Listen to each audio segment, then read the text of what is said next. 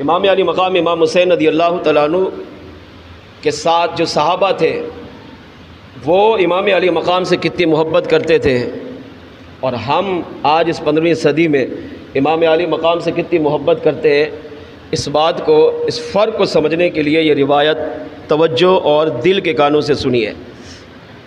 تاریخ کربلا کے مستند کتابوں میں یہ روایت موجود ہے۔ جب عاشورہ کی رات آئی، 9 محرم کا دن اور 10 محرم کی مبارک رات، تو سید الشہداء امام علی مقام امام حسین رضی اللہ تعالیٰ عنہ نے عشاء کی نماز جماعت سے ادا فرمائی۔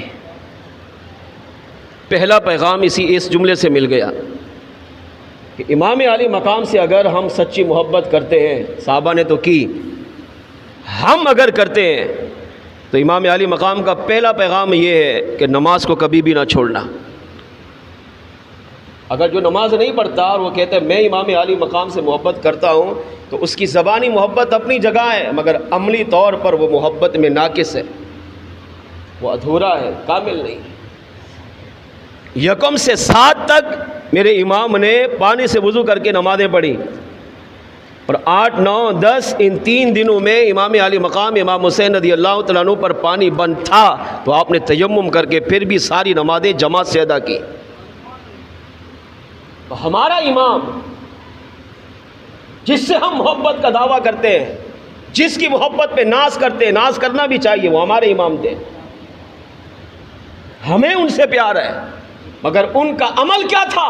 پانی نہیں ملا تو تیمم کر کے نمازیں پڑھی، مگر آج ہمارے پاس سب کچھ موجود ہے پھر بھی نماز نہیں پڑھتے۔ امام علی مقام نے عشاء کی نماز ادا کی۔ نماز ادا کرنے کے بعد اپنے شرکاء کو جمع فرمایا اور آپ نے خطبہ دیا، پھر ارشاد فرمایا کہ کل صبح 10 محرم کو جمعہ کے دن ہماری ان سے جنگ ہے، اور ہم نے اس میں شہید ہونا ہے۔ ظاہر ہے سامنے 22,000 یزیدوں کا لشکر اور یہاں 72 افراد، تو شہادت تو بظاہر نظر آ ہی رہی ہے کہ ہم نے شہید ہونا ہے۔ اب میں آپ کو اجازت دیتا ہوں کہ آپ میں سے جو بھی مدینے جانا چاہے وہ واپس چلا جائے۔ زندگی ہر کسی کو پیاری ہوتی ہے، ہر بندہ موت سے ڈرتا ہے، موت اگر آ رہی ہو تو اس کی طرف بڑھتا ہی نہیں ہے، بلکہ ایسے کاموں سے اپنے آپ کو بچاتا ہے جو اسے نقصان پہنچائے۔ زندگی پیاری ہے، مگر صحابہ کرام علیہ مردوان کی زندگیاں بھی تھیں، مگر ان کو اپنی زندگی سے زیادہ اگر پیار تھا تو امام علی مقام امام حسین رضی اللہ تعالیٰ عنہ کی ذات سے تھا۔ تو آپ نے فرمایا کہ میں اپنی مرضی سے اور خوشی سے اجازت دے رہا ہوں کہ تم یہاں سے، یہ خیمے ہمارے لگے، سامنے لشکر ہے، پیچھے نہیں ہے، تو تم پیچھے سے ہی رات کو چلے جاؤ، یہ راستہ ہے سیدھا مدینے کی طرف جا رہا ہے، کوئی تمہیں نقصان نہیں پہنچائے گا، تم خیر خیریت سے مدینے پہنچ جاؤ گے۔ امام علی مقام رضی اللہ تعالیٰ عنہ نے ایک روایت میں یہ ہے کہ آنکھیں بند کر لی اور اجازت دی کہ جو جانا چاہے چلا جائے۔ اب اس میں جوان بھی تھے، اس میں بچے بھی تھے، اس میں بوڑھے بھی تھے، اس میں مرد بھی تھے، اس میں عورتیں بھی تھیں۔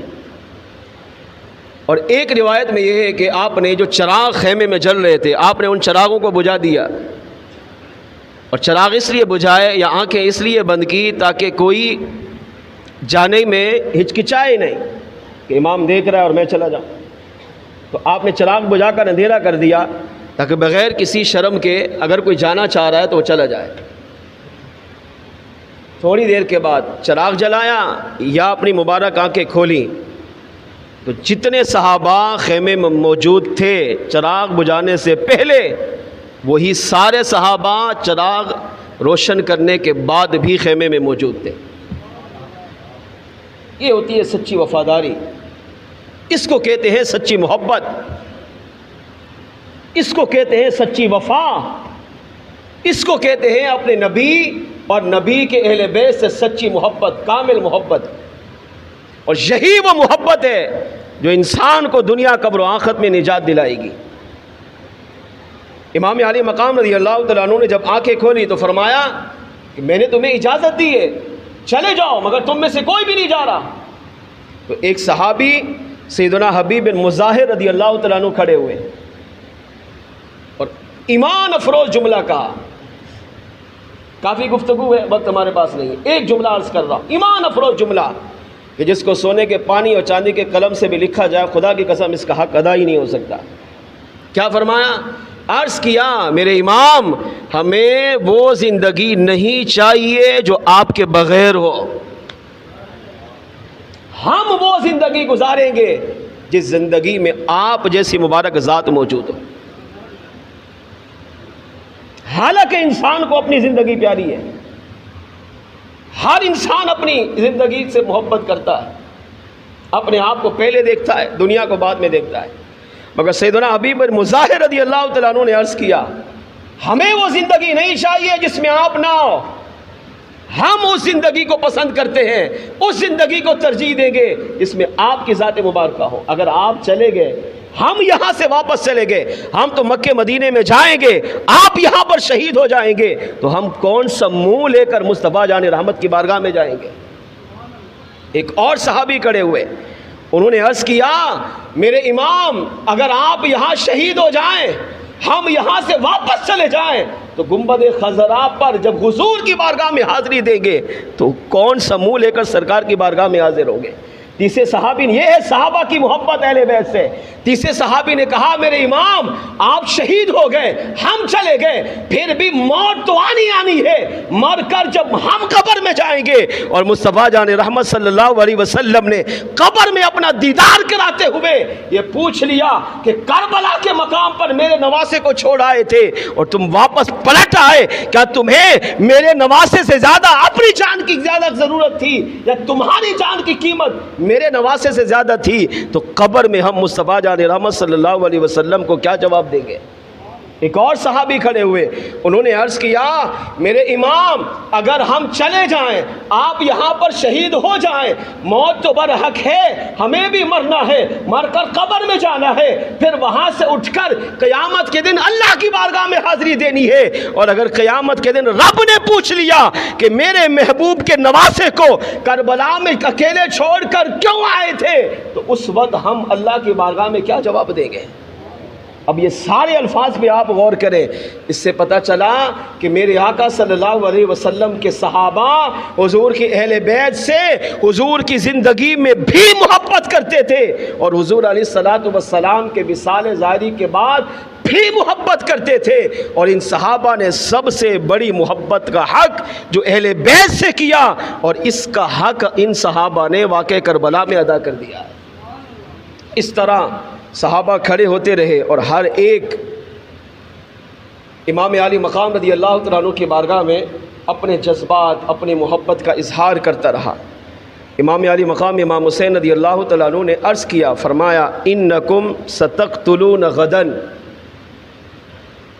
ان قریب یعنی کل تم سب قتل کر دیے جاؤ گے. موت یقینی ہے، سامنے ہے، 22,000 کا لشکر سامنے ہے، اور پکا ہے صبح شہادت ہے. اور اس شہادت کی خبر میرے امام نے پہلے عاشوراء کی رات دی، انکم ستقتلون غدا، کل تمہیں مرنا ہے، کل تمہاری شہادت پکی ہے. تو مورخین نے کتنا خوبصورت جملہ لکھا، فرمایا جتنے صحابہ خیمے میں تھے سب کی زبان سے ایک ہی لفظ نکلا، کیا؟ الحمدللہ رب العالمین. اے امام اس سے اچھی موت اور کیا ہوگی کہ ہم آپ ہوں اور ہم آپ کے سامنے ان یزیدوں سے لڑتے لڑتے اپنی جان آپ کے قدموں میں نچھاور کر دیں. اس پر تو ہم الحمدللہ رب العالمین اپنے رب کا شکر ادا کرتے ہیں. جب امام علی مقام امام حسین رضی اللہ تعالیٰ عنہ نے یہ جملہ دیکھا، ایک صحابی نے عرض کیا الحمدللہ شرفنا بالقتل ماں کا یا حسین. اے امام اس سے بڑی سعادت کیا ہوگی کہ اللہ ہمیں آپ کے ساتھ شہادت کی موت نصیب فرما دے. شرفنا بالقتل، اللہ ہمیں شرف عطا کرے کس کا؟ شہادت کا، ماں کا، آپ کے ساتھ. حالانکہ شہید کا مرتبہ بہت بڑا ہے، شہید جہاں بھی ہو بخشا جاتا ہے، اس کا قطرہ زمین پر گرنے سے پہلے اس کی بخشش ہو جاتی ہے، شہید کو تکلیف نہیں ہوتی۔ علماء نے کہا اس کی ایک وجہ یہ ہے کہ شہید کا بدن اگرچہ زمین پر ہوتا ہے مگر وہ زمین پر رہتے ہوئے بھی جنت کی نعمتوں کو دیکھ رہا ہوتا ہے، وہ جنت کی نعمتوں کو دیکھنے میں اتنا مشغول ہو جاتا ہے، اتنا لذت حاصل کرتا ہے کہ اس کا جسم کٹا ہوا ہو اسے تکلیف کا احساس ہی نہیں ہوتا۔ اتنا بڑا مرتبہ شہادت کا، مگر صحابہ کیا کہہ رہے ہیں؟ شرفنا بالقتل معکا، کہ شہادت پہلے بھی مل سکتی ہے بعد میں بھی مل سکتی ہے، مگر ہمیں سب سے بڑا شرف یہ ہے کہ اللہ ہمیں آپ کے ساتھ شہادت کا مرتبہ عطا فرما رہا ہے۔ اس پر ہم اپنے رب کا شکر ادا کرتے ہیں۔ امام علی مقام امام حسین رضی اللہ تعالیٰ عنہ نے جب اپنے ان جانثاروں کے یہ الفاظ دیکھے، ان کی محبت کا اظہار دیکھا، ان کا پیار دیکھا، اہل بیت سے سچی محبت کیجئے، اور جو سچی محبت کرتا ہے یاد رکھیے گا آج کے جمعہ کا یہ پیغام ہے، وہ کبھی بھی برباد نہیں ہوگا۔ ہاں وہ دنیا میں بھی تباہ و برباد نہیں ہو سکتا، وہ قبر میں بھی تباہ و برباد نہیں ہوگا، وہ آخرت میں بھی تباہ و برباد نہیں ہوگا۔ شرط کیا ہے؟ سچی محبت کیجیے۔ ان سے سچی محبت انسان کو دنیا قبر آخرت میں نجات دلاتی ہے اور دلائے گی۔ میرے امام نے دیکھے یہاں پر جب اپنے ان صحابہ کے جذبات دیکھے تو امام علی مقام نے انہیں چھوڑا نہیں، بلکہ وہیں بیٹھے بیٹھے ان کو بشارت دی۔ آپ نے ارشاد فرمایا، علامہ ابن حجر مکی رحمۃ اللہ تعالی علیہ اپنی کتاب الصواعق المحرقہ کے اندر اس روایت کو نقل کرتے ہیں، امام علی مقام نے جب اپنے ان صحابہ کے جذبات کو دیکھا تو کہہ رہا ہے ہمیں آپ کے بعد زندگی نہیں چاہیے، ہمیں وہ زندگی چاہیے جس میں ہم بھی ہوں آپ بھی ہوں۔ کوئی کہہ رہا ہے کہ آپ وصال کر گئے ہم چلے گئے، ہم سرکار کی بارگاہ میں کیا منہ لے کر جائیں گے؟ کوئی کہہ رہا ہے قبر میں سرکار آئیں گے ہم کیا منہ دکھائیں گے؟ کسی نے کہا قیامت کے دن اللہ کی بارگاہ میں جائیں گے، رب نے پوچھا ہم کیا جواب دیں گے؟ جب اتنے ایمان افروز جملے میرے امام نے سنے تو امام نے ارشاد فرمایا ارفعوا رؤوسکم، فرمایا اگر مجھ سے اتنی محبت کرتے ہو کہ میرے بغیر زندگی تمہیں پسند نہیں ہو رہی، اچھی نہیں لگ رہی، میرے بغیر نہیں جینا چاہتے، فرمایا پھر سنو تم مجھ سے سچی محبت کا اظہار کر رہے ہو، سچی وفا کا اظہار کر رہے ہو، میں بھی تمہیں تنہا نہیں چھوڑوں گا، میں تمہیں دنیا میں بھی مالا مال کروں گا، قبر و آخرت میں بھی مالا مال کروں گا۔ میرے امام نے فرمایا ارفعوا رؤوسکم، اپنے سروں کو اٹھاؤ۔